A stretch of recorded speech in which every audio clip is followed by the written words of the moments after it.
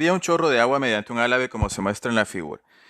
El chorro de agua tiene una velocidad absoluta de 10 metros sobre segundo y un diámetro de 25 milímetros. Si el ángulo de desviación del álave es 50 grados, determina la fuerza horizontal P necesaria para que el álave se mueva hacia la izquierda con rapidez constante de 3 metros sobre segundo. Este ejemplo es un ejemplo de corrientes estacionarias. Es una corriente que es desviada por un álave. Sin embargo, este álave no está estacionario. En términos generales, para corrientes estacionarias, la ecuación que se emplea para su análisis, si solo tenemos dos incógnitas, sería esta expresión.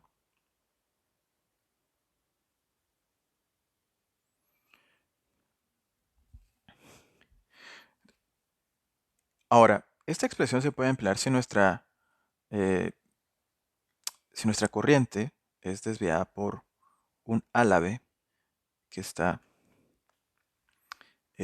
estacionario o está en reposo, es decir, que no se está moviendo. En este caso, nuestro álave, se supone que bueno, lo que nos solicitan es que encontremos una fuerza P necesaria para que el álave se mueva. El álave está sobre este carrito que tiene rueditas para que se mueva hacia la izquierda con una velocidad constante de 3 metros sobre segundo. Entonces, en este caso, vamos a considerar nosotros que nuestro álave se va a mover con velocidad constante y se mueve en línea recta. Y para esta sesión en particular, nosotros podemos utilizar esta expresión que se utiliza para corrientes estacionarias, para estos ejercicios de flujo estacionario de partículas. La podemos utilizar si nosotros consideramos no un sistema de coordenadas fijo, un sistema de coordenadas o x, y, z relativo a un sistema de referencia o a la Tierra, un sistema de referencia fijo, sino que utilizamos un sistema de referencia que se mueva con el álave. Entonces, para ello, nosotros necesitaríamos considerar cuál es la velocidad, o sea, la manera de encontrar ese sistema que se mueva con el álave es considerar la velocidad de el chorro de agua relativo al álave. Entonces, para eso empleamos nuestra ecuación para la velocidad absoluta. Vamos a decir acá nosotros que la velocidad del agua, visto por nuestro marco de referencia fijo, es igual a la velocidad del álave más la velocidad del agua con respecto al álave. Entonces, estamos considerando x positivo hacia la derecha. Aquí nuestros vectores, todos los tres vectores de esta ecuación están en el eje x. Entonces, la velocidad del agua, la velocidad con la que está el agua saliendo, aquí nos dice, tiene una velocidad absoluta de 10 metros sobre segundo y se está moviendo hacia la derecha, como podemos observar acá.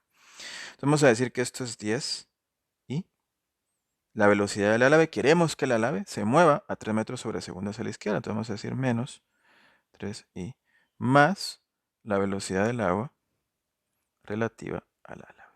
Entonces despejamos ahí y encontramos esa velocidad. Entonces lo que obtenemos acá es, pasamos el menos 3 al otro lado, nos queda 13i metros sobre segundo. Entonces esa sería la velocidad del agua relativa al álave. Pero no solo la velocidad necesitamos nosotros esté relacionada con el movimiento del álave. No solo necesitamos que la velocidad sea relativa al álave, sino también vamos a conocer el caudal o el flujo volumétrico en términos de ese movimiento del álave. Entonces, ¿cómo lo vamos a hacer? Bueno, una característica cuando tenemos un álave estacionario es que la rapidez a la entrada, vamos a decir que esta es la entrada, y la rapidez a la salida, vamos a decir que esta es la salida, son iguales.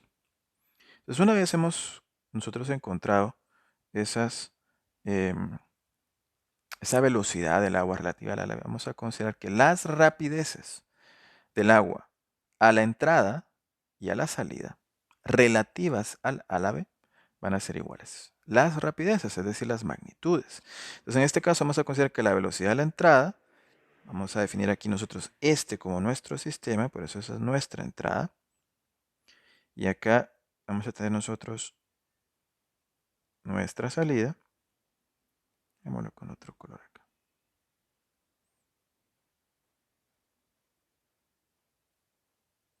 Entonces esas dos rapideces van a ser iguales y van a ser de 13 metros sobre segundo. Pero sus rapideces, sus velocidades no. La velocidad de la entrada va a ser 13 metros sobre segundo solo con componente en X, y a la salida nuestra velocidad sería 13 metros sobre segundo a un ángulo, como nos está indicando ahí, de 50 grados.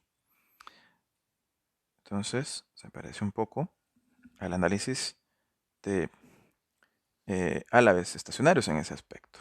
Una vez hemos nosotros encontrado la velocidad del agua relativa al álave, vamos a considerar que la rapidez de la entrada y la salida van a ser iguales. Entonces, eso nos serviría a nosotros para el análisis del agua, de nuestro flujo de agua que está en un régimen estacionario. Pero lo que queremos es esta fuerza P, y esta fuerza P no actúa sobre el agua, sino que actúa sobre el álave. Entonces, para eso lo que vamos a hacer nosotros es considerar la, em, la fuerza P que actúa sobre el carrito, lo vamos a considerar en el diagrama de cuerpo libre para dicho carrito. Entonces, ¿cómo lo vamos a considerar? Bueno, vamos a hacer dos diagramas de cuerpo libre. Un diagrama de cuerpo libre que va a corresponder al flujo de agua y otro diagrama de cuerpo libre que va a corresponder al carrito. Vamos a expresar acá la forma de las rueditas. Vamos a decir que no nos importa, no tenemos la masa, no tenemos el radio, entonces no nos importa la inercia que puedan tener las ruedas. Entonces este sería nuestro diagrama de cuerpo libre para el agua y nuestro diagrama de cuerpo libre para el carrito. Entonces, ¿qué fuerzas van a actuar sobre el agua? Bueno, pues sobre el agua van a actuar las fuerzas que le da el álave. Vamos a despreciar acá el peso del álave, y también vamos a despreciar el peso del agua que está fluyendo sobre el álave. Entonces, sobre el chorro, las fuerzas que van a estar actuando van a ser la fuerza que el álave hace sobre el chorro. Y vamos a descomponer esa fuerza con componentes en X y en Y. Vamos a conocer este sistema de coordenadas, porque esa fuerza que el álave hace sobre el agua no conocemos ni la magnitud ni la dirección. Entonces vamos a conocer nosotros que esa fuerza la podemos descomponer en una componente en X y una componente en Y. La componente en X aquí la vamos a suponer que va dirigida hacia la izquierda, porque lo que está ocasionando es que está frenando el movimiento del chorro de agua, y una componente en Y porque al final ha cambiado la dirección de la velocidad del agua. Tiene una componente en Y en la salida. Entonces tiene que haber alguna fuerza que crea un impulso para que cambie la velocidad del agua y que tenga componente en Y en la salida. Entonces vamos a pensar que solo esas fuerzas actúan sobre nuestro chorro de agua. Pero en el caso de nuestro carrito, vamos a decir que por tercera ley de Newton, la fuerza que el álave, bueno, más que el carrito, vamos aquí, que esto es nuestro diagrama de cuerpo libre de carrito más álave. Entonces, sobre ese sistema, que ahí tenemos dibujado el álave y el carrito, sobre ese sistema, por tercera ley de Newton, va a actuar la fuerza que el agua hace sobre álave y carrito. Va a ser la misma que esta que tenemos acá, solo que va a cambiar su dirección. Entonces vamos a dibujar Fx hacia la derecha, Fy la vamos a dibujar hacia abajo. Y además tendríamos que conocer acá, bueno, acá nos dice que eh, necesitamos que se mueva hacia la izquierda con una rapidez constante de 3 metros sobre segundo.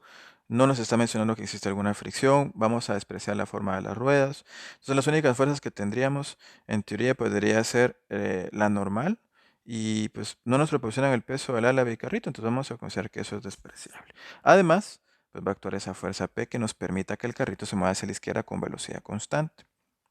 Entonces realmente lo que queremos hallar nosotros es la fuerza P.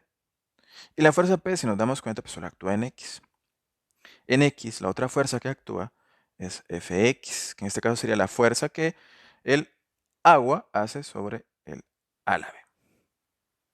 Entonces, si consideramos para el caso del carrito más álave, que queremos que se mueva con velocidad constante, entonces la sumatoria de fuerzas en X, que es el eje del movimiento, es el que nos va a interesar a nosotros, vamos a tomar aquí positivo hacia la derecha, tiene que ser igual a 0, porque se mueve con velocidad constante. Entonces vamos a decir que la fuerza P, vector hacia la izquierda, va a ser negativa, Fx para esto va a ser positiva. Nos va a quedar menos P más F sub X es igual a 0. Y entonces la fuerza P tiene que ser igual a F sub X. Y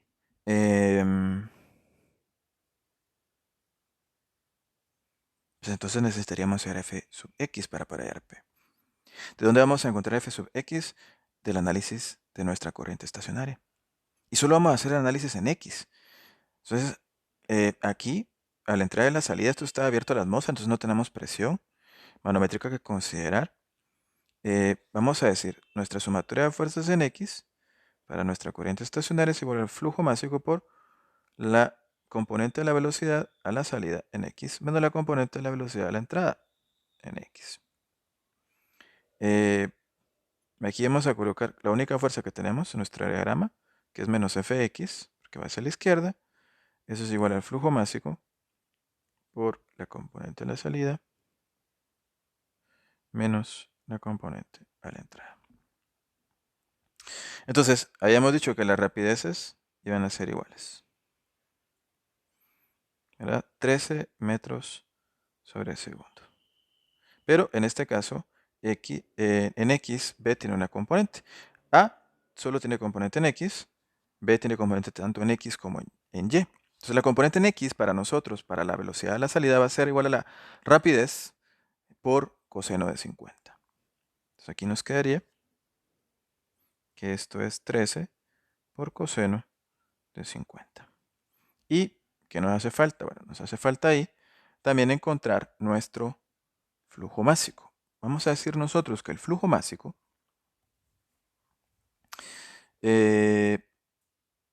va a ser igual a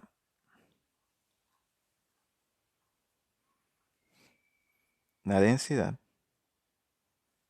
por el caudal o flujo volumétrico.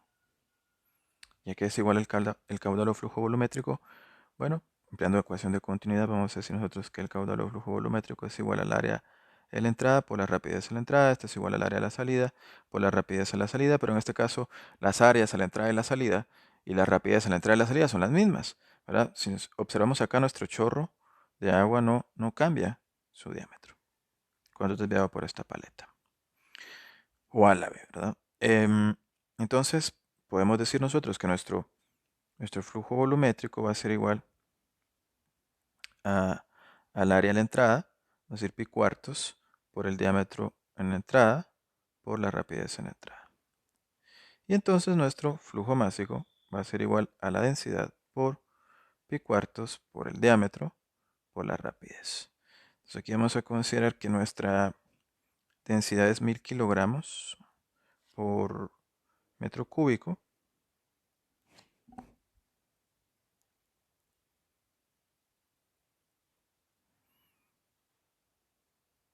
Y nos haría falta aquí el diámetro. El diámetro, de acuerdo al enunciado del problema, dice que el chorro tiene un diámetro de 25 milímetros. Vamos a expresar esos 25 milímetros en metros.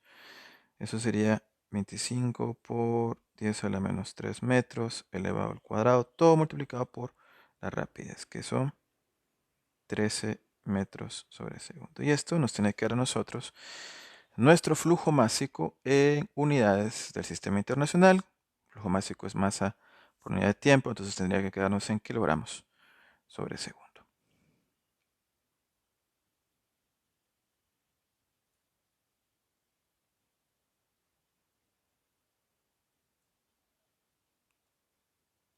Aquí nos queda 6.38 kilogramos sobre segundo. Entonces ya tendríamos el flujo másico y podemos sustituir.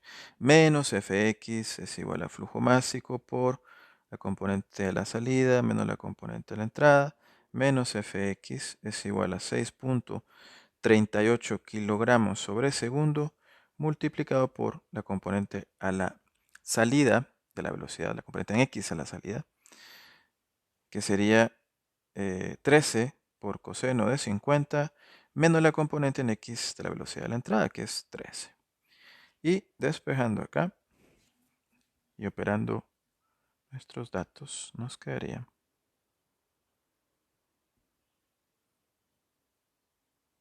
29.6 newton.